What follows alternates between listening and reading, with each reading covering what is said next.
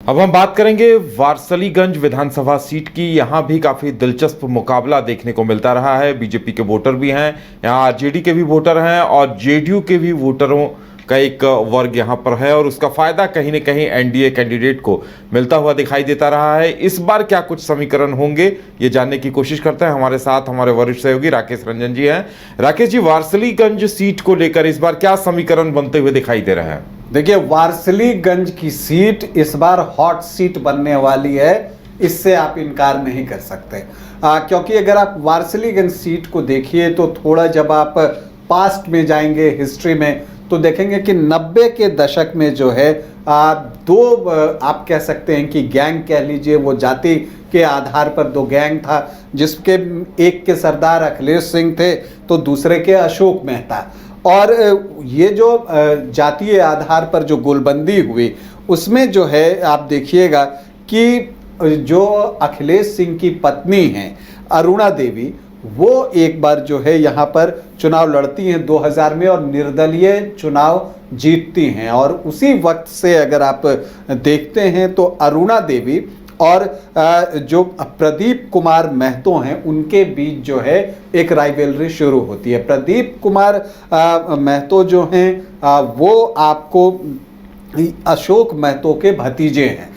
तो पहले तो प्रदीप महतो खुद चुनाव लड़ते थे, चुनाव वो जीतने में भी कामयाब हुए 2005 के अक्टूबर में। फिर जो है जब उन्होंने आगे जाकर फिर देखा, तब फिर उनकी पत्नी भी 2020 के चुनाव में, आरती सिन्हा, चुनाव लड़ रही थी। लेकिन इस बार जो परिस्थितियां हैं, अशोक महतो के बारे में सभी जानते हैं कि वो जो हैं आपको अभी मुंगेर में उनकी पत्नी जो है वो चुनाव लड़ी हैं, अनीता महतो, और वो जो हैं ललन सिंह के खिलाफ चुनाव लड़ी हैं।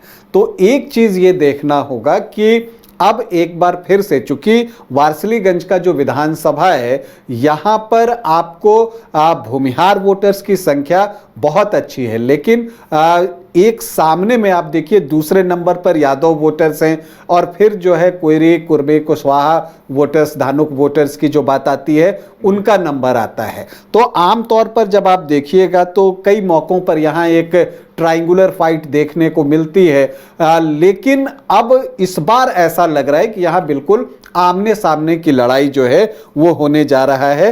और इसमें अरुणा देवी जो हैं, जो बीजेपी के टिकट पर चुनाव लड़ेंगी, और वो जो हैं आपको अखिलेश सिंह की पत्नी हैं, तो वो भूमिहार जाति से आती हैं, वो एक तरफ होंगी, और दूसरी तरफ जो है अनीता महतो जो है वो चुनाव लड़ेंगी, जो कि अशोक महतो की पत्नी हैं। मुंगेर लोकसभा में उनका प्रदर्शन भी बेहतर रहा था, और वैसे ये सीट जो है गठबंधन में कांग्रेस को जाती थी, लेकिन जब अशोक महतो की पत्नी यहाँ से चुनाव लड़ेंगी तो इस बार लगता है कि ये सीट कांग्रेस से लेकर आरजेडी को दी जा सकती है, और ऐसे परिस्थिति में फिर कांग्रेस यहाँ पर चुनाव से बाहर रहेगा, उसे किसी और सीट से जो है मौका दिया जा सकता है। अगर आप वारसलीगंज की बात कर रहे हैं तो एक चीज़ जो और महत्वपूर्ण है कि देखिए, जब अभी लोकसभा का चुनाव हो रहा था तो ये देखने में आया था कि जो रजौली से एमएलए हैं प्रकाश वीर, और जो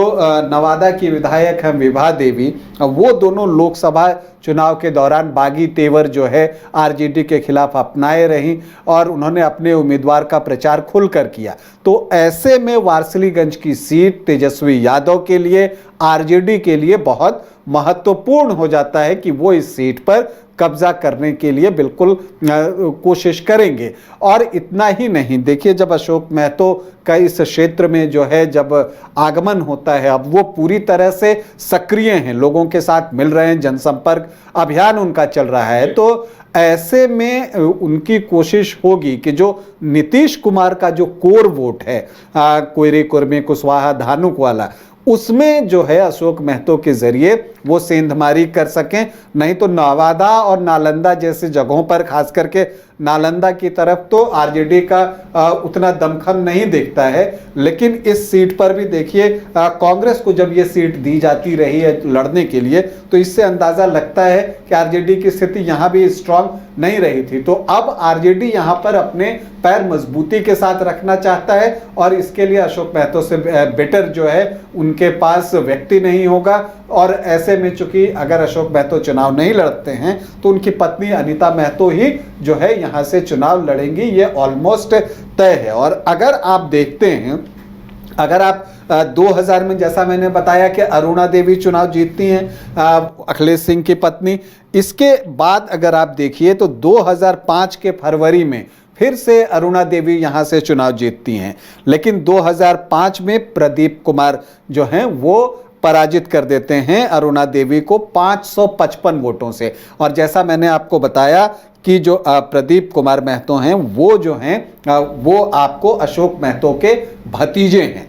अब एक दिलचस्प बात है कि फिर 2010 में भी जो है वो जेडीयू के टिकट पर चुनाव लड़े प्रदीप कुमार महतो, और उन्होंने जीत हासिल की, अरुणा देवी को उन्होंने पराजित किया। तब अरुणा देवी कांग्रेस के टिकट पर चुनाव लड़ रही थी और प्रदीप कुमार ने यहाँ 5428 वोटों की जीत दर्ज की। फिर 2015 में जेडीयू के ही टिकट पर प्रदीप कुमार एक बार फिर से मैदान में उतरते हैं, और तब अरुणा देवी जो है जीत हासिल करती हैं 19,527 वोटों से। अब इसके बाद 2020 का चुनाव आता है तो प्रदीप कुमार की पत्नी मैदान में उतरती हैं, आरती सिन्हा। हालांकि वो तीसरी पोजीशन पर रही, लेकिन बावजूद इसके वो 23% वोट और लगभग 40,000 वोट लाने में कामयाब हुई। तो आप इसी से अंदाजा लगा सकते हैं कि प्रदीप कुमार महतो का भी इस क्षेत्र में पकड़ है। और ये पकड़ क्यों है? ये पकड़ है अशोक महतो की वजह से, जो कि उनके चाचा हैं।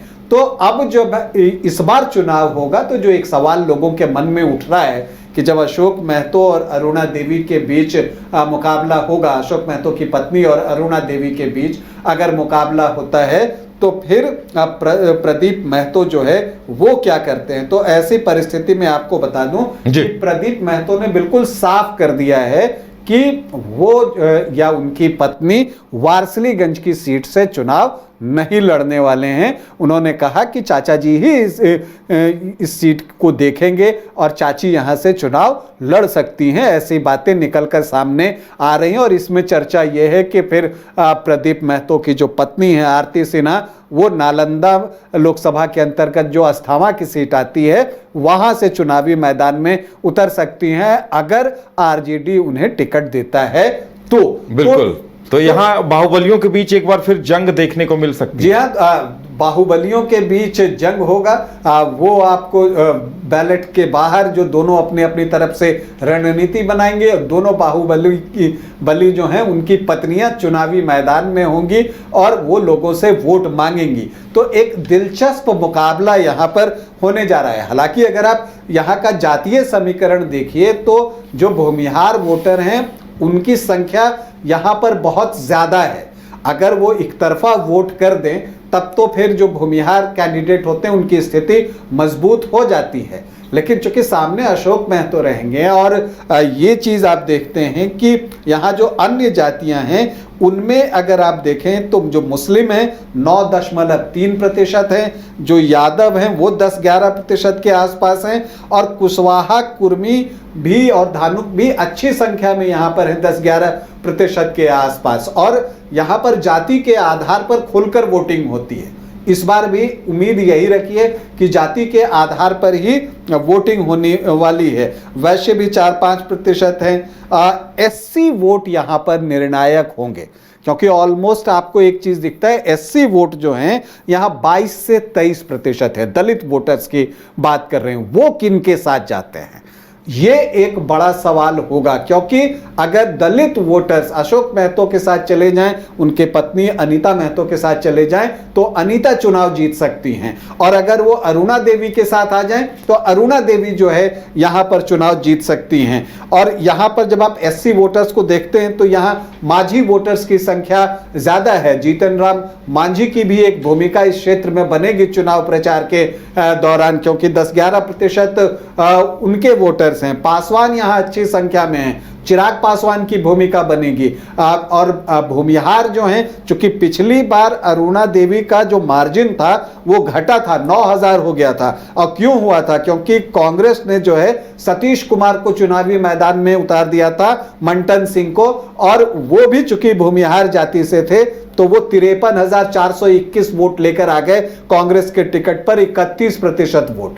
तो ऐसी परिस्थिति में एक चीज जो दिखती है वो ये दिखता है कि अगर 2015 में अरुणा देवी को 51% वोट मिले थे तो 2020 में जो वो 36 साढ़े 36 हुए, तो जो ये 13-14-15% वोट की कमी हुई वो गए कहां? वो गए आपको मंटन सिंह की तरफ। लेकिन अगर ये सीट जो है गठबंधन में आरजेडी को जाता है तब ये देखना दिलचस्प होगा कि चूंकि मंटन सिंह भी भूमिहार हैं तो उनकी तरफ जो भूमिहार वोटर पिछले चुनाव में गए थे, क्या वो उनके कहने पर गठबंधन को वोट करते हैं या फिर जो है वो वापस जो है लौट के अरुणा देवी के पास आ जाते हैं? अगर वो वापस लौट के अरुणा देवी के पास आ गए तो अरुणा देवी की स्थिति मजबूत हो जाएगी, क्योंकि पिछली बार भी कुर्मी कुशवाहा और धानुक का जो ज्यादातर वोट है वो आरती सिन्हा को गया था। तो इसलिए यहाँ का मुकाबला जो है बहुत कुछ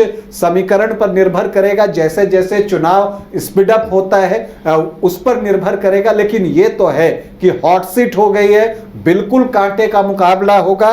और जैसा मैंने कहा कि अगर यहाँ पर तेजस्वी यादव और लालू यादव, जो उनका एक गणित चला है इस चुनाव के दौरान, जो अब देखने को मिलता है एक रणनीति कि वो एमवाई को इंटैक्ट रखते हुए जो एनडीए को वोट करने वाली जातियां हैं उसमें से कैंडिडेट निकालते हैं ताकि वो वोट भी आ जाए। तो तीनों जब एक्यूमुलेट होता है, जुड़ जाता है, तो उनके जीतने की उम्मीद बढ़ जाती है। वही कोशिश वारसलीगंज में भी उनकी होगी कि एमवाई के साथ जो है वो अशोक महतो, अनीता महतो को अपने साथ लेकर आ रहे हैं, तो उस जाति के पूरे वोट इनको मिले, पूरा का पूरा कन्वर्ट हो। और अगर दलित वोटर्स को साधने में वो कामयाब हो जाएं तो उलटफेर की संभावना से इनकार नहीं किया जा सकता। लेकिन अगर दलित वोटर्स और भूमिहार वोटर्स इंटैक्ट रहे अरुणा देवी के साथ तो फिर अरुणा देवी की स्थिति भी मजबूत ही रहेगी। तो एक दिलचस्प मुकाबला, कांटे का मुकाबला आपको वारसलीगंज में दिखेगा। और ये बताना जो है वो बड़ा मुश्किल होगा कि जीत किसको मिलेगी। और वारसलीगंज का जो रण है आप समझ लीजिए कि वहां संघर्ष महाभीषण होना है। तो एक जबरदस्त मुकाबले की उम्मीद हम सभी कर रहे हैं। देखना यह है कि इस क्षेत्र में आखिर में जीत किसको मिलती है। पिछले 2 बार से अरुणा देवी जो है यहाँ पर चुनाव जीत रही हैं। उससे पहले प्रदीप कुमार भी 2 बार चुनाव जीत चुके हैं। और अगर ओवरऑल आप देखिए तो अरुणा देवी यहाँ से 4 बार चुनाव जीतने में कामयाब रही हैं। सबसे ज्यादा, उनसे ज्यादा किसी भी और व्यक्ति ने जो है वारसलीगंज की सीट विधानसभा में जीती नहीं है। अगर 17 चुनाव के परिणाम पर आप जाएं तो कांग्रेस ने 7 बार ये सीट जीती है, सीपीआई ने 3 बार, बीजेपी ने 2 बार, निर्दलीय 2 बार, जनता पार्टी ने 1 बार, जेडीयू ने 1 बार और एलजेपी ने भी 1 बार ये सीट जीती है। और एलजेपी की ओर से अरुणा देवी ही कैंडिडेट थी जब उन्होंने चुनाव जीता था 2005 के फरवरी महीने में जो है उन्होंने ये चुनाव जीता था। अब ये भी देखना है, मंटन सिंह जो है उनको टिकट से वंचित होना पड़ेगा। अगर यहाँ पर अनीता महतो को टिकट मिलता है तो वैसी हालत में कांग्रेस को ये सीट छोड़नी पड़ सकती है।